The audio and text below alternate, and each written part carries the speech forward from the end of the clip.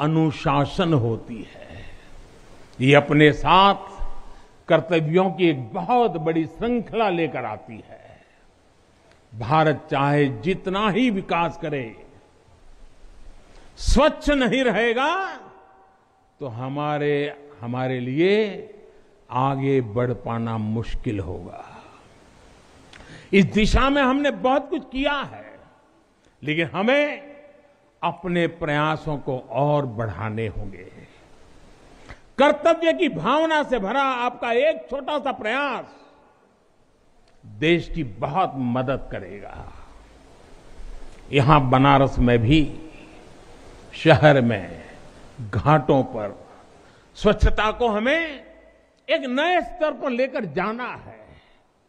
गंगा जी की स्वच्छता के लिए उत्तराखंड से लेकर बंगाल तक कितने ही प्रयास चल रहे हैं। नमामि गंगे अभियान की सफलता बनी रहे, इसके लिए हमें सजग होकर काम करते रहना होगा। साथियों, गुलामी के लंबे कालखंड में हम भारतीयों का आत्मविश्वास ऐसा तोड़ा कि हम अपने ही सृजन पर विश्वास खो बैठे। आज हजारों वर्ष पुरानी इस काशी से मैं हर देशवासी का आह्वान करता हूं, पूरे आत्मविश्वास से सृजन करिए, इनोवेट करिए, इनोवेटिव तरीके से करिए।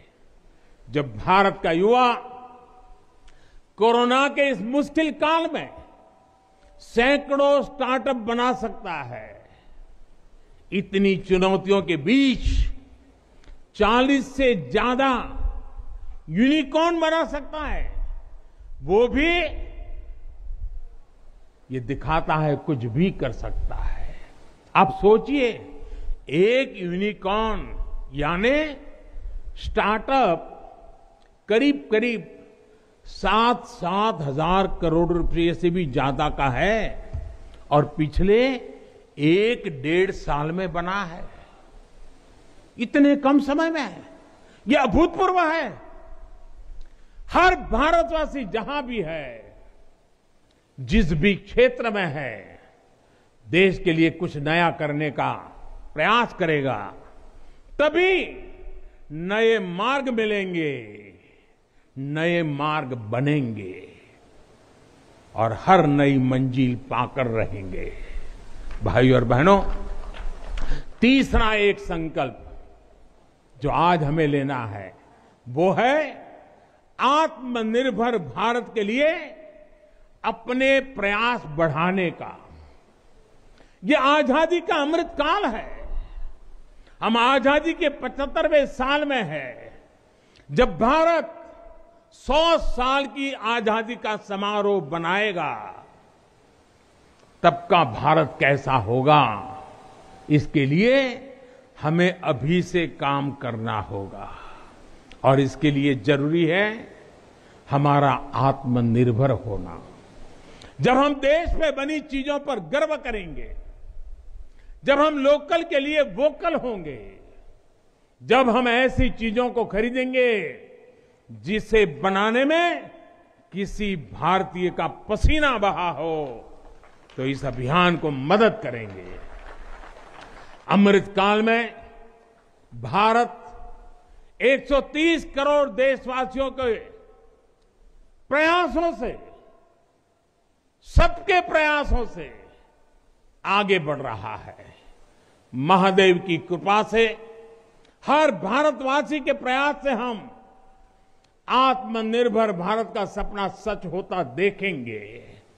इसी विश्वास के साथ मैं बाबा विश्वनाथ के, माता अन्नपूर्णा के, काशी कोतवाल के और सभी देवी देवताओं के चरणों में एक बार फिर प्रणाम करता हूं।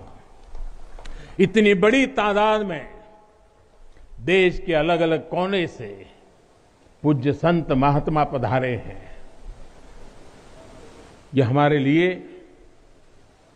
मुझ जैसे एक सामान्य नागरिक के लिए, यह सौभाग्य की पल है। मैं सभी संतों का, सभी पूज्य महात्माओं का सर झुका करके हृदय से अभिनंदन करता हूं, प्रणाम करता हूं। मैं आज सभी काशीवासियों को, देशवासियों को फिर से बधाई देता हूं, बहुत बहुत शुभकामनाएं देता हूं। हर हर महादेव, हर हर महादेव, हर हर महादेव।